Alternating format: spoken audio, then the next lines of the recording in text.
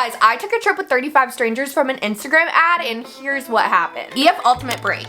If you're above 18 and not living under a rock, you've probably heard of it.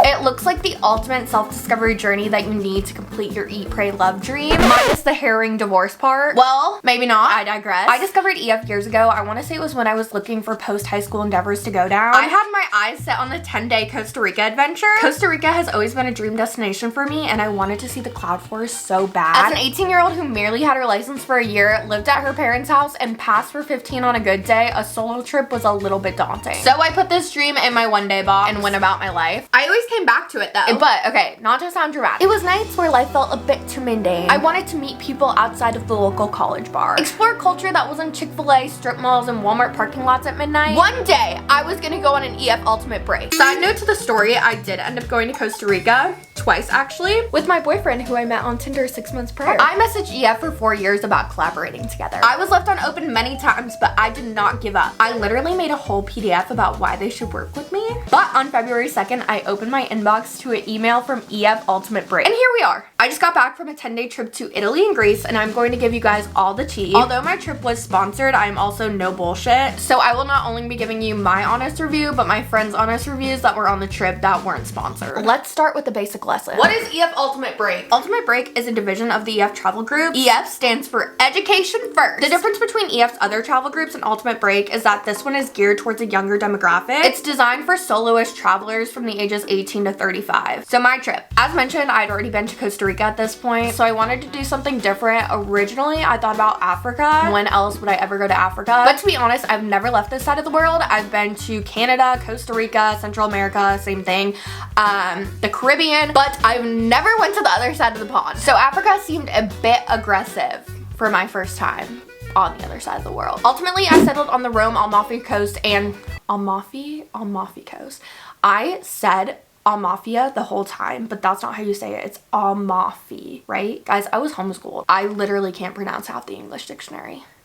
Amalfi Coast. Okay. I settled on the Rome, Amalfi Coast, and Greece trip. Okay. EF booked us a plus trip, which I believe there's only 2 types of trips you can take. There's plus and essentials. From my understanding, the difference between the two are the accommodations. The essential trips are hostels up to 10 people of the same gender in the same room, which the plus is designed for 2 people to share a private room. I need a Coke. I have to have a Coke break. Sorry. So good. I pulled up a list and I will be telling you guys what the website says. Stay in a curated hotel style accommodation with a room with just one other person.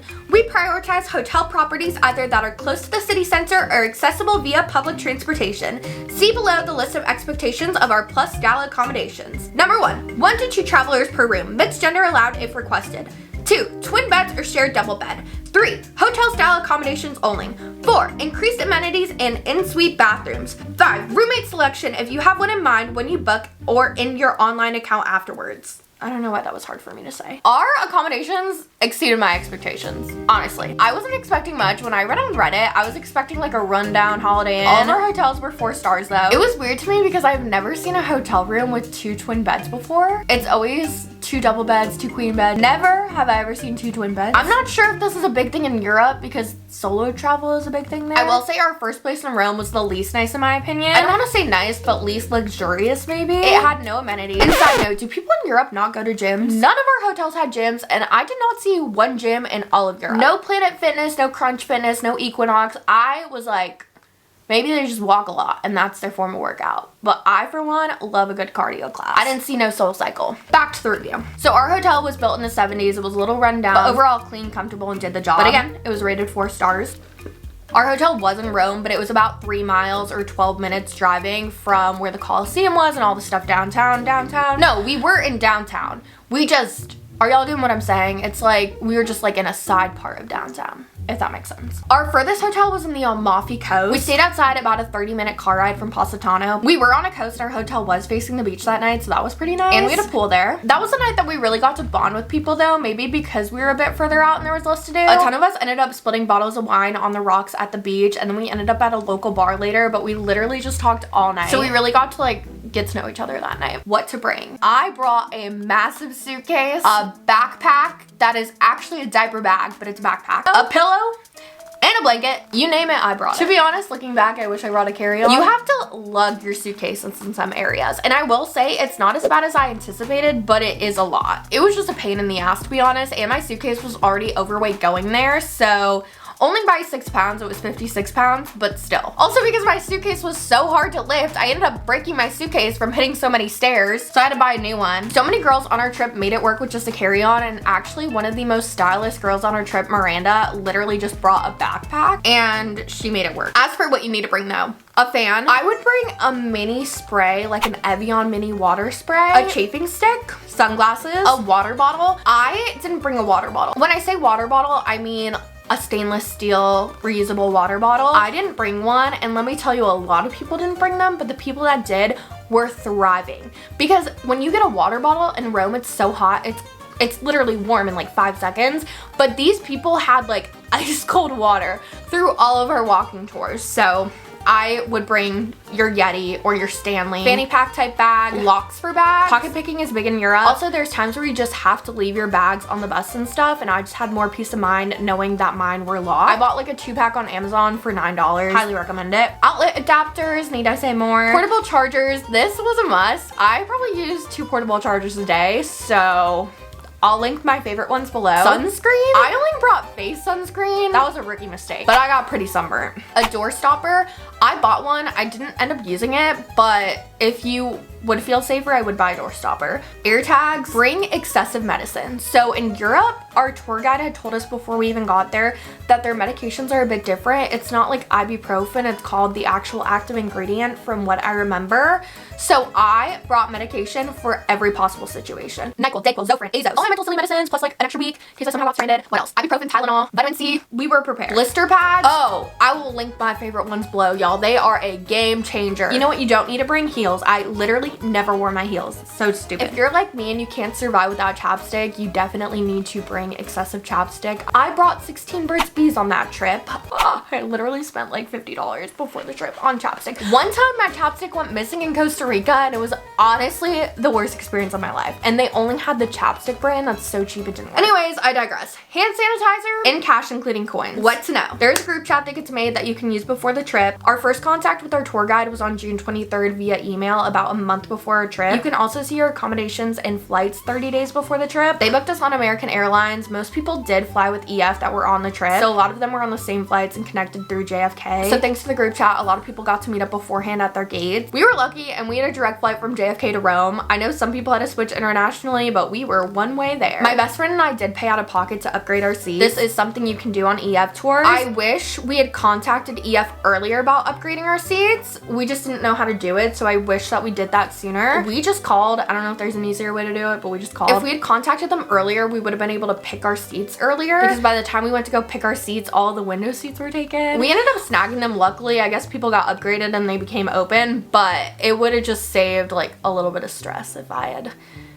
we had booked it sooner. So yeah, if you book sooner, you'd probably have a better seat selection. So in case you are wondering, you can upgrade your seat for a fee. Also, if you go with EF, they have airport transfers. Roommates. So my best friend came with me. She was my roommate. A lot of people went solo and absolutely love their roommates. Literally became best friends, so I wouldn't worry about that. It is booked and busy. I will be honest with you guys, I was so nervous about going to the point where I was crying the night before because I was so nervous about being homesick. I get homesick really easily. I just knew the culture would be so different than what I was used to because I've never been to anywhere like that. I thought my homesickness was gonna be so bad throughout the trip, but y'all, we were so booked and busy, I didn't have a second to think about it. So personally, I liked how back to back it was. There was a lot of early mornings, and I absolutely hate waking up early. When I say early mornings, I'm talking 4 a.m. Not every day. There was like 2 4 a.m. days, but we never woke up past 8.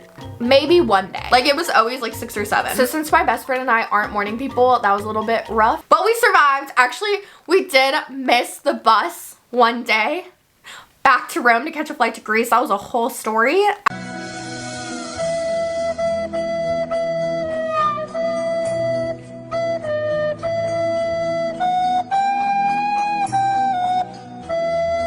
trying to navigate how to get 3 hours from the Amalfi Coast back to Rome to make our flight. That was a whole story, but that shouldn't happen to you if you're not an idiot like us. It's a lot of long days, especially if you do go out after with everyone. And with saying this, you do get free time in all the places. So according to Reddit, we had a bigger size group. We had 34, 35 people in our group, and the max is 44. From what I saw online, I think the average group size is about 15, but obviously we went to Rome, Italy, Greece in the summer, which is peak season, so I guess that's probably why our group was a little bit bigger. I saw this online too. A lot of people just think it's like a college spring break feel. We didn't have anyone in college. The youngest people were just out of college, just graduated. The oldest people were probably 32, and there were a couple of 30-year-olds on the trip. So if you're worried about that, no. There was a whole range of ages and everyone got along. There were couples, which I was surprised. I don't know why, I just like didn't think there'd be couples, but there were about 6 couples, I think. And most of the guys that came on the trip were in the couples category. So there were only about 5 solo guys that came on the trip and the rest were girls. Alex, our tour guide, was absolutely amazing. I would recommend her to anyone and everyone. She was so passionate about just giving us the real, true, authentic, amazing experience. She went above and beyond for our trip. If anything went wrong, like if we were literally like 10 minutes late to a stop, she would call EF and get us like free stuff, which mind you, like we were never like, I don't know, just like the most minor thing would happen and she's like, I'm calling EF and I'm getting us a free meal. Like, she was so great. She was so funny and feisty and she called herself mom. Okay, so she would be like, Callista always texts me. That was like the running joke. I'm a big question asker, but every time I text her, she answered in like 2 seconds. I never had to wait more than like 10 minutes for a response. She knew everything about the area. I'm pretty sure she spoke 3 languages, maybe even 4. I don't know. I only know English. She was truly amazing and she would go out with us and she was the life of a party. The life of the party, not of a party. Looking back, I do wish that we went out the first night. We were just so jet lagged that we couldn't fathom going out that night, but I think we would have gotten closer with people quicker if we went out the first night with everyone. I have celiac disease. You can note this when you book the trip and your tour guide also asks you beforehand. They did give me options at every covered meal. Breakfast was covered every day. There was always a gluten-free option. There was also another girl that was gluten-free on my tour. I will say it just might not be exactly what you want. Our first dinner was in a pizzeria and they had no gluten-free pizza. It was a salad, which kind of sucked after like a 10-hour flight, but like it's fine, it's not a big deal. In Greece, I was a passenger princess, so chicken and rice is my ish, and I got to order before everyone else for cross-contamination reasons. So yeah, something I did not realize is that Europe is a lot less convenient than the United States, and I was not prepared for this. I kind of touched on this earlier. There is not a 7-Eleven, Walgreens, convenience store on every corner there. I went the first day on the trip, 100 degrees in Rome, and I went on this tour and didn't realize that I should bring water. I was thinking that they would just have water at the site that you could just buy. No, y'all. They had no water. I went on this tour for 2 hours in 100-degree heat with no water. I thought I could die. And after the tour, we had to walk so long to find water. There were no convenience stores. Even the pharmacy doesn't sell water. It was this whole thing. I was miserable at that point. I read on Reddit that Europeans don't drink as much water. I don't know if that's true or not, but that's what I read. Out of transparency, I did work with EF on this trip, but there were 34 other people on the trip that did not work with EF, so I got their experience on their pros and cons to tell you guys. The following reviews are anonymous for the sake of privacy. Pro. Everything is laid out for you in terms of accommodations, travel between cities, etc. Con, not enough free time in some places. Felt a bit rushed. Opinion 2, you get to meet new people, explore a lot of places. I am the passenger princess. Cons, getting up at 4 a.m. and the travel days and no sleep are rough. Opinion 3, truly no cons. How am I supposed to think of a con? I'm trying to think. I love the Colosseum and the Acropolis. I loved exploring with you. I love the hungover adventure to the airport, dancing on the street in Italy, the beach. It goes on. I guess cons would be sweating our asses off, but obviously EF can't control that. Would do it again any day. Opinion number 4. Pros. Everything is planned for you. Tour guides are extremely helpful. Great opportunity to meet new people. Cons. Not a lot of free time. Time spent on travel. Everything is planned super close together. I would have never had the experience I did without EF. It was the perfect trip for me, especially never leaving America before. My best friend who studied abroad and has been everywhere in Europe absolutely loved it too. She thought it was so well ran and she said she would do an EF tour before doing another solo trip to Europe. She absolutely loved it. We both said that we would do an EF tour for our next trip because the friendships alone are so worth it. I read a lot online that people were saying that they thought it would be a party vibe the whole time. I didn't feel like that, to be honest. Like I said, we had no college kids. Obviously, we went out most nights, but it wasn't like, let's black out. I mean, some people did. Everyone had their nights, but it wasn't, I guess, the type of party you would think. It was wholesome. I feel like going out is expected, but that's also your own choice. My best friend and I stayed in one night. We just couldn't do it. People stay in, people go out. We had a lot of fun, but we're also all adults and can take care of ourselves. It was culturally immersive. There were authentic experiences at every location. In Italy, they had a pasta making class, which obviously I didn't go to because I'm gluten-free. But then in Greek, they had an authentic buffet live show experience, and that had gluten. They planned local guides for us everywhere, and they were all so well informed. I don't want to sound like corny or like I'm trying to sell something to you guys, because I'm not, but it was a life-changing experience for me. And I say that with no bullshit.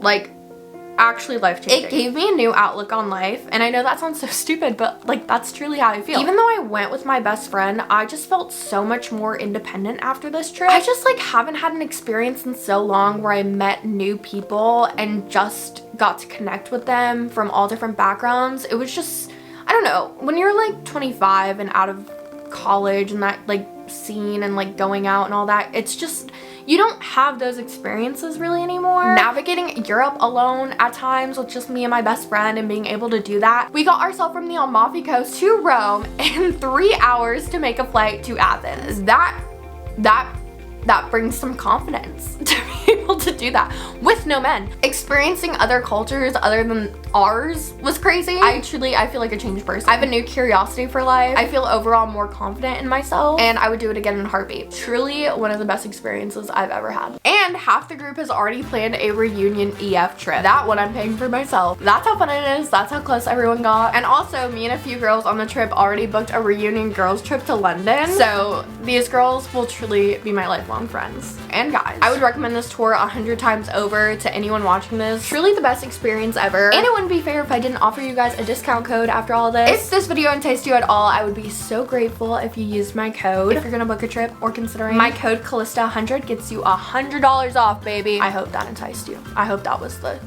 final straw to book the trip. You get $100 off. Okay, well that's all for now. If you guys have made it this far, please comment and let me know where you guys are looking at going with EF. And if you have any more questions, feel free to comment them or DM me on Instagram. But yeah, that's basically all. I love you guys so much, and bye. How do I turn this new camera off?